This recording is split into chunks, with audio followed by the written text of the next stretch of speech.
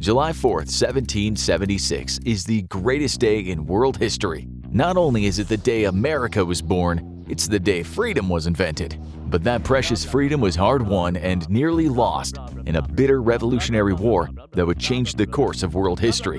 What if, to ensure victory though, the United States sent a squad of its most elite soldiers back in time to serve under George Washington himself? How would a single squad of Navy SEALs have changed the course of American and global history? The roots of the Revolutionary War are, as most conflicts, steeped in money issues. At the end of the French and Indian War, the British kicked the French and their croissants out of American territories, known as New France, quickly populating them with English-speaking settlers to secure its hold. Britain was set to rule the New World. But there were a few problems. Most importantly was the fact that securing all that new territory was going to be pretty expensive, and this came at a time when Britain was pretty strapped for cash, despite its status as a global superpower. The biggest problem was that settlers wanted to expand to fertile lands west of the Mississippi River, which now served as a dividing line between British and Spanish possessions in America. This would not only put Britain into conflict with Spain, but the settlers themselves would need to be protected from the Native American tribes who had unknowingly, illegally inhabited European-claimed territory for thousands of years. Establishing an exhaustive system of outposts and garrisons to secure the frontier cost more money than Britain was willing to spend on the colonies, and thus it enforced a royal proclamation that refocused all expansion into Nova Scotia and south into Florida, territories already firmly in British control. There was just one problem: Nova Scotia is cold as hell, and Florida is, well, it's Florida, so naturally settlers didn't want to move to either region. Instead, they wanted the fertile valleys and the plains west of the Mississippi. Encroachment proved impossible to prevent, forcing Britain to create garrisons along the frontier, which it funded directly by taxing the colonies themselves. The colonies chafed at the idea that they should have to pay taxes for something they fundamentally disagreed with, and after the heavy taxation to support the 7 Years' War against France, they expected fewer taxes, not more. To make up for the heavy cost of the 7 Years' War, the British expected the colonies to fund their own defense, and to add a little on top for good old King George by enforcing custom duties in American ports. The Sugar Act, Molasses Act, and Stamp Act all proved wildly unpopular with the colonists, culminating in the Boston Tea Party, where $1.7 million worth of tea was dumped into the Boston Harbor. Ultimately, this open revolt would lead to a series of events culminating in the Declaration of Independence, when the colonies told the world they had a right to self-rule and to measure things with anything but the metric system. After inventing freedom and then telling King George where to stick his precious meters, the newly born American nation prepared for a war that had actually already been raging for about a year. The odds were firmly stacked against the new colonies, and King George was determined to turn all Americans into limp-wristed tea drinkers. Not only were the rebels facing 48,000 troops from the best military in the world at the time, but they also had to contend with an additional 25,000 loyalists who hated liberty. King George also brought in nearly 30,000 German mercenaries, and perhaps unsurprisingly, as many as 13,000 Native Americans were more than happy to take up arms against the colonists. When Britain promised them that totally, for sure, trust me bro, the Crown would totally respect their own claims to the land if they helped them win the war. The US fielded an army of 40,000 volunteers and would eventually receive support from an additional 10,800 French troops and 12,000 Spanish soldiers. Both France and Spain were more than eager to make Britain suffer, and the American Revolutionary War proved an exceptional opportunity to do just that. The biggest problem, however, was not the numbers disparity, but the fact that the colonists suffered from serious equipment shortfalls. While the British were all well armed and equipped, the colonists largely relied on donated arms and what they could seize from British garrisons. On top of that, the British naval blockade made resupply from the French or Spanish difficult, so the colonists would be undergunned for much of the fighting. The advantage they did have was much higher morale. The Americans were fighting for the right to not call cookies biscuits and for good oral hygiene. But for the British, this was largely an administrative conflict. The truth is, the loss of the colonies was more about prestige than any actual harm to the British Empire.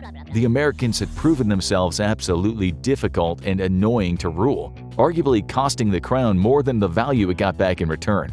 Thus, despite having the military advantage, Britain would inevitably decide the return on investment simply wasn't worth it. And if the colonists wanted to make firearms the leading cause of death amongst children 18 and younger, then so be it.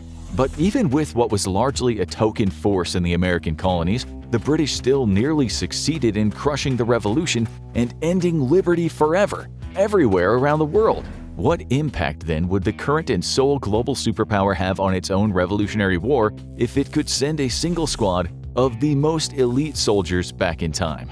U.S. Navy SEALs are widely regarded as the most capable and elite soldiers on the planet. For the duration of the Cold War and for decades after it, their only real competition was their bitter Soviet and Russian Spetsnaz rivals. But judging by their performance in the Ukraine war, the claims about the Spetsnaz seem outlandish at best. Estimates vary, but on average it costs about $36,000 to train the average U.S. soldier. A Navy SEAL, however, costs as much as $2 million to take from trainee to operator, and then an additional $1 million a year for upkeep for the duration of their service. This makes the SEALs perhaps the single most expensive soldiers on the earth. And to be fair, you're getting quite a bit of bang for your buck.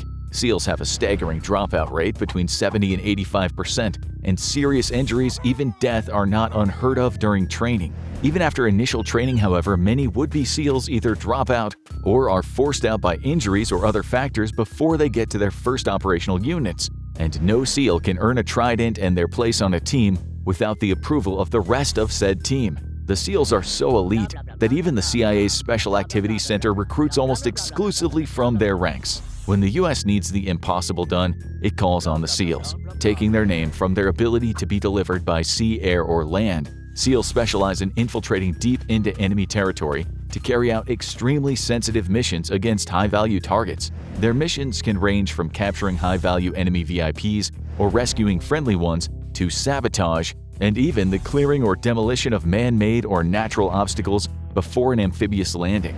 Sometimes, though, the SEAL's strength is their ability to remain undetected, providing critical intelligence deep behind front lines, or reconnaissance that opens up pathways for other special operators to infiltrate the target area. To accomplish their missions, they make use of the absolute best and most highly classified American reverse-engineered UFO technology, hence the hefty price tag. So, what value would a single squad of SEALs have in the Revolutionary War? Despite the first true American Special Forces arising only in the Second World War, their forebears were already in action in the very first battles of the U.S.'s struggle for independence. U.S. Army Rangers, Delta Force, and other elite American Special Forces units all trace their lineage back to one specific company of light infantry in the Revolutionary War, known as Knolltown's Rangers. This group was primarily tasked with reconnaissance and used as a flexible, maneuverable force to attack enemy rear areas, often with great success. However, the colonists had a long history of asymmetrical warfare dating all the way back to King Philip's War of 1675, during which the Plymouth colony created a company of men who would train and operate like the natives to attack their war parties and raid their camps. The endeavor would prove so successful that it would influence the creation of the famous Rogers Rangers during the French and Indian War. Rogers Rangers would specialize in what might be known today as counter-special forces, attacking the irregular French and Indian forces that often ambushed British and American regulars. SEALs are normally formed into platoons of 16 men, further divided into smaller squads. On average, that would give the Continental Forces a squad of 4 highly skilled men, along with all their modern gear. This would include night vision and thermal equipment, satellite communications gear, emergency medical equipment, and various odds and ends tailored for the specific mission. Given that the only satellites in the sky at the time would have been UFOs, that equipment would be useless, but our SEALs would still get great benefit from standard long-range communications gear. All of that fancy night vision and thermal tech would also be very power-hungry, so extra batteries are high on the gear tier, as well as a portable recharging system based on solar power.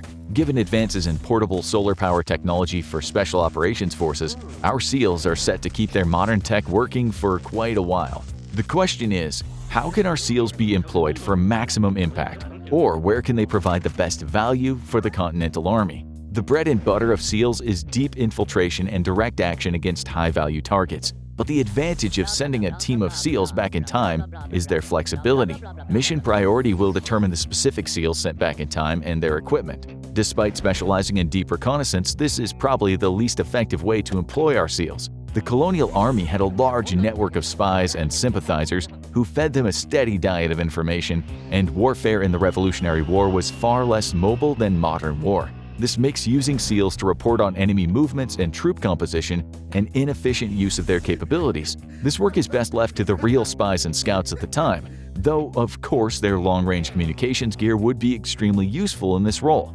Instead, our SEALs are best suited for direct action missions against high-value enemy targets. The British proved themselves extremely vulnerable to irregular raids and attacks, as the territory of the colonies was largely unknown to most of them.